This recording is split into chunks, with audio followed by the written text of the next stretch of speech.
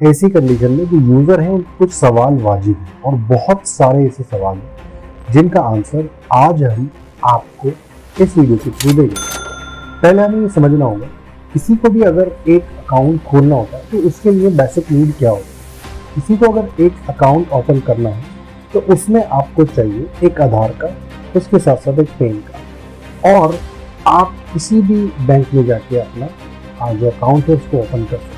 Paytm ने क्या किया, पेटीएम ने बहुत सारे यूजर का मल्टीपल केवाईसी की और बहुत सारे यूजर की केवाईसी की ही नहीं, जिससे जो आरबीआई है उसके अंदर जो बैलेंस शीट थी उसमें बहुत सारा जो फंडिंग थी वो ऊपर नीचे हुआ। और आपको एक बात यहाँ पर हम याद दिला दें कि पेटीएम पर इससे पहले भी एक दो बार जुर्माना लग चुका है, जो कि पेटीएम पेमेंट बैंक, जो कि एक बहुत ही रिलायबल, बहुत ही बड़ी कंपनी थी इंडिया में, तो उस पर आरबीआई ने बैन लगाया। एक ऑर्डर के बाद हड़कंप मच गया और ये ऑर्डर था कि 29 फरवरी के बाद पेटीएम की कोई भी सर्विस काम नहीं की। ऐसी कंडीशन में जो यूजर है उनको कुछ सवाल वाजिब है और बहुत सारे ऐसे सवाल हैं जिनका आंसर आज हम आपको इस वीडियो के थ्रू देंगे।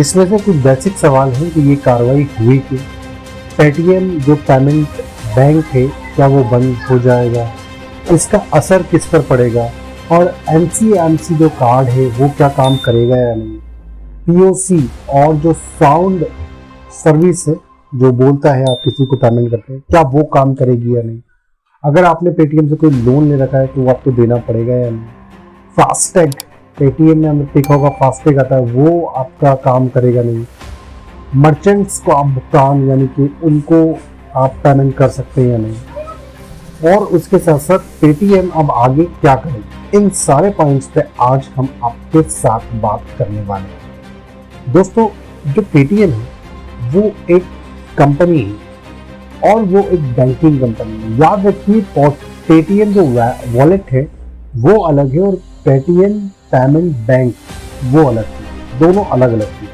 पहले हमें ये समझना होगा, किसी को भी अगर एक अकाउंट खोलना होता है तो उसके लिए बेसिक नीड क्या होती है। किसी को अगर एक अकाउंट ओपन करना है तो उसमें आपको चाहिए एक आधार कार्ड, उसके साथ साथ एक पैन कार्ड, और आप किसी भी बैंक में जाके अपना जो अकाउंट है उसको ओपन कर सकते हैं। अब आरबीआई ने जो एक्शन लिया है वो लिया है पेटीएम पेमेंट बैंक पे, ना कि पेटीएम वॉलेट पे। इसका मतलब यहाँ पर एक बात को बिल्कुल क्लियर है, जो पेटीएम वॉलेट है वो आपका बंद नहीं होगा, जो पेटीएम पेमेंट बैंक है वो बंद होगा और पेटीएम जो वॉलेट है वो बंद नहीं होगा। बट इसका मतलब ये बिल्कुल नहीं है कि पेटीएम की जितनी भी सर्विसेज है वो एज यूजुअल जैसे पहले काम कर रही थी वैसे काम कर। देखिए, पेटीएम का जो वॉलेट सिस्टम है वो रन थ्रू रहेगा, वो काम करता रहेगा, बट जो बैंकिंग सिस्टम है वो आपका बंद हो जाएगा, जिसके अंदर आपका अकाउंट नंबर, जिसके अंदर आपका जो फास्टैग है वो भी बंद हो जाएगा, लोन देने की फैसिलिटीज और बहुत सारी सर्विसेज जो कि डायरेक्टली बैंक से इन्वॉल्वमेंट है पेटीएम पेमेंट बैंक का, वो स्टॉप हो जाएगा। अब हम बात करते हैं कि ऐसा हुआ क्यों, रीजन क्या रहा इसके पीछे। देखिए, जो आरबीआई है उसके, आरबीआई की फुल फॉर्म में बता दूं आपको, reserve bank of India. RBI जो है उसकी कुछ नॉर्म्स होते हैं जो सभी बैंकों को टाइम टू टाइम फॉलो करना पड़ता है। उसमें एक सबसे इंपॉर्टेंट जो रूल होता है वो होता है केवाईसी।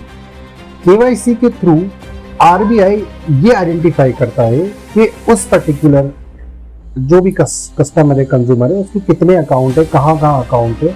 उसके लिए एक मैंडेटरी पार्ट होता है आपका पैन कार्ड। और पेटीएम ने क्या किया, पेटीएम ने बहुत सारे यूजर का मल्टीपल केवाईसी की और बहुत सारे यूजर की केवाईसी की ही नहीं, जिससे जो आरबीआई है उसके अंदर जो बैलेंस शीट थी उसमें बहुत सारा जो फंडिंग थी वो ऊपर नीचे हुआ। और आपको एक बात यहाँ पर हम याद दिला दें कि पेटीएम पर इससे पहले भी एक दो बार जुर्माना लग चुका है, जो कि 5 CR यानी 5 करोड़ रुपए तक का था, और उसके बाद भी कोई एक्शन नहीं लिया। आगे हम बात करते हैं आपके क्वेश्चन पर। जैसे एक क्वेश्चन है, अब एक क्वेश्चन होता है कि जो मेरे पास जो पेटीएम वॉलेट है क्या वो ऐप बंद हो जाएगा।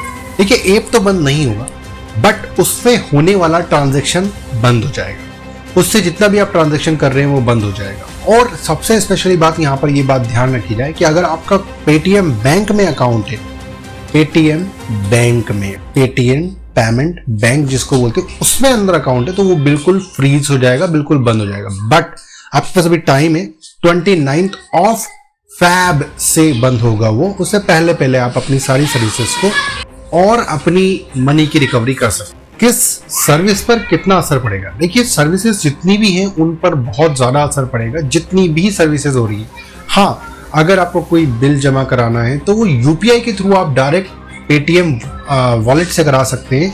एनसीएमसी यानी नेशनल कॉमन मोबाइलिटी कार्ड जो है वो आपका पर्टिकुलरली आराम से इजीली वर्क करता रहेगा। अब एक क्वेश्चन कि वो जो साउंड बार होता है जो बहुत सारी मर्चेंट्स की जो शॉप्स होती हैं उन पे लगा रहता है, जिसको हम वो बोलता भी है साउंड बार जो होता है, साउंड बॉक्स सर्विस, वो क्या वर्क करेगी? अभी फिलहाल इस पर कोई असर नहीं पड़ेगा, बट आने वाले टाइम में पेटीएम की ऑफिशियल वेबसाइट से कहा गया है कि हम ऑफलाइन सर्विसेज की तरफ जा रहे हैं। मतलब हम उनको ऐसे मर्चेंट्स हैं जो पेटीएम साउंड बार का यूज करते हैं और POS का यूज करते हैं, उनके लिए ऑफलाइन फैसिलिटी प्रोवाइड करेंगे, यानी कि अपने किसी आदमी को वहां तक भेजेंगे, वो पेमेंट उनको रिसीव होगा और उस तरीके से ऑफलाइन वो नेटवर्क की बात कर रहे हैं।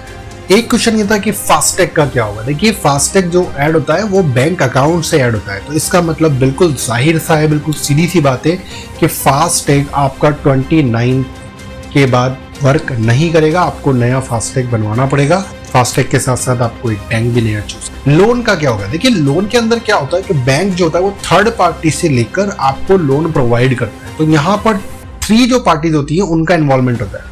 इसलिए आपको आपका जो लोन है वो ऑन टाइम पर जो उसकी इंस्टॉलमेंट है उस पर देना है, और वो देना ही पड़ेगा, ठीक है, क्योंकि वो आरबीआई के नॉर्म्स के अकॉर्डिंग आपको लोन प्रोवाइड हुआ है, तो इसलिए आपको लोन देना ही पड़ेगा। अगर आप नहीं देंगे तो आपके क्रेडिट स्कोर पे उससे असर पड़ सकता है। अब एक बड़ा क्वेश्चन है कि जो पेटीएम है वो अब करेगी क्या? देखिए, दरअसल बात क्या है, जो पेटीएम है वो एक वॉलेट, सिर्फ ओनली एक ऐप के अलावा एक बैंक भी था, और जाहिर सी बात है जब एक बैंक होगा तो उसके पास बहुत सारी सर्विसेज भी होंगी। वो सारी सर्विसेज रुकने का मतलब है पूरी कंपनी का बहुत ज्यादा पैसा ब्लॉक होना या रुकना।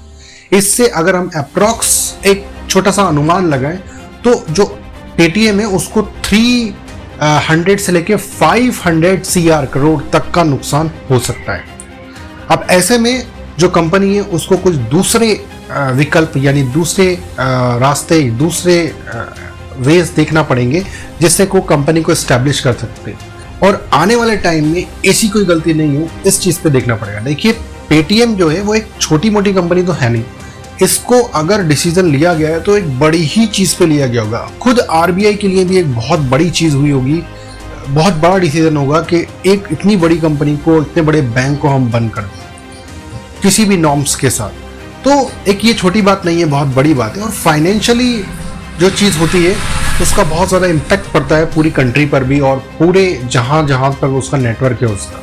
इसलिए पेटीएम के लिए बहुत सारे रास्ते अभी ओपन हैं और वो आगे देखते हैं कि किस तरीके से रहेगा। और रही बात आरबीआई की, तो आरबीआई नॉर्म्स के अकॉर्डिंग काम करता है। बहुत सारी चीज़ें ऐसी देखी हैं जिससे जो सही वर्क नहीं कर रही, इसीलिए उस पर इतना बड़ा एक्शन लिया गया है। बाकी हम आपके साथ रहेंगे, आगे भी हम ऐसे वीडियो लेके आते रहेंगे। बने रहिए आप हमारे साथ और देखते रहिए read MK2। Thank you so much.